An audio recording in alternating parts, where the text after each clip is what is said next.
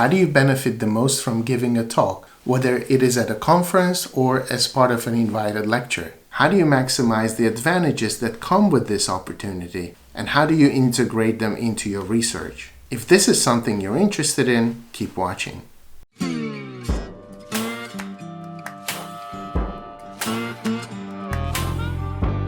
As part of our life as academics, we sometimes give talks and lectures. And quite often this is done with the understanding that these talks and lectures will benefit us. It will benefit the creative process as we're trying to write up this research into something publishable. And so since this is something most people agree on, the question arises, how do you do this? What is the actual process of reaping the benefits of such a public performance? And it's actually important to pay attention to this process because without doing that, the talk will not benefit us that much. Quite often it is the case that we prepare very hard for a lecture and then give the lecture, and then we have the Q&A and we answer all the questions, and once it's over we relax, we go for a dinner, and then we get on with our lives. And we don't really stop to think about what actually happened at the lecture and how what we witnessed there could advance our research. So here I would like to suggest 6 points that would be of benefit to us if we were conscious of them while giving the lecture. And paying attention to these is actually important because it helps us to be reflective about the whole thing. Okay, so let's get to it. So point number 1 is choose a topic that you want feedback on. It goes without saying that when you're giving a public lecture, you're trying to present yourself in the best possible way. And it's quite natural to choose a topic with which you're familiar and so you're confident when you talk about it. But if your goal is to improve, then it would be better if you chose a topic that you wanted feedback on, a topic you were not so confident about. And so this also means that you would be a little bit uncomfortable, but ultimately you would get more benefit this way.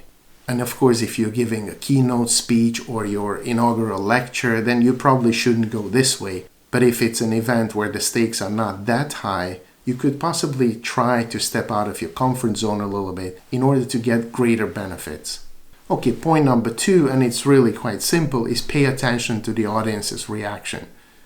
This has been quite difficult to do during the pandemic, where most of the lectures were given online, and so you would not see the audience, or you would only see them as tiny little icons on the side of the screen.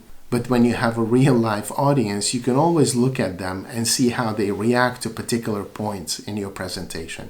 So make a mental note of these reactions, because they are a form of feedback.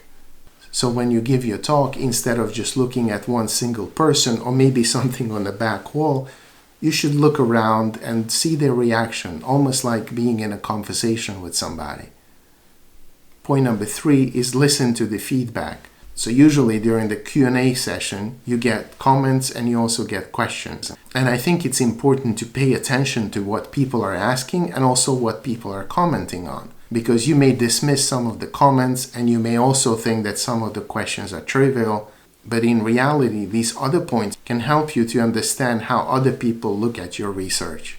And you should also make a note that some of the comments would be phrased in a very polite way, and make sure you decode these polite messages and understand the real message behind them. Because often we're prone to look at only the pretty packaging of a message and then discard something that is not as pleasant. And it has happened to me many times that I only understood what somebody was trying to say a few days later. And that was quite a bit of an aha moment because at the time I only heard that they made some kind of compliment about what I said. Whereas in reality, they also had some criticism, which passed right by me without me understanding it.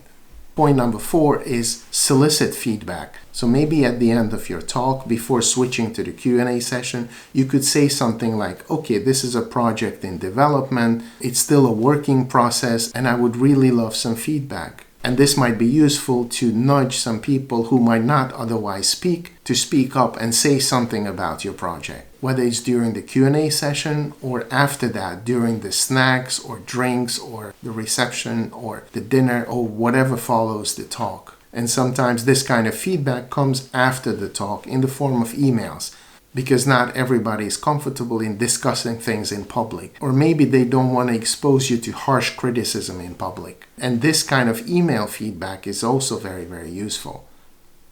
So point number 5 is write down the feedback. Obviously, while you're answering the questions during the Q&A session, you cannot normally write down many things, but make it a priority that when you're finally alone, you sit down in front of your computer and go back mentally to your talk and the Q&A session and record every single bit of feedback you received before you forget it. Because you may think that you were paying attention, but the next day you will remember only half of it, and 3 days later there would be even less remaining in your brain. So this is probably the most important advice, that you write down the feedback you receive and put it in the same folder as your research is. Don't write it down on a piece of paper and then misplace it somewhere, thinking that you will remember where you put this sheet of paper. You will not.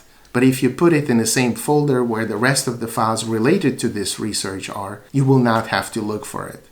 And finally, point number 6 is revisit this paper shortly afterwards. So within a few days, but definitely before 1 week, go back to this paper and try to work on it some more. But make sure that you're trying to incorporate all the feedback you received and think about your project in this new way, because your paper from before the talk should be very different from how you understand it now that you have given this talk and you've received massive amounts of feedback. So it's important to think about this whole research project once again, incorporating all this feedback.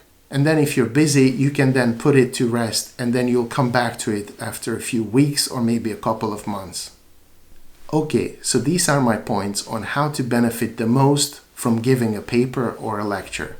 Let me know what your experience has been. There might be many points I forgot to mention. Thank you for watching, and see you next time.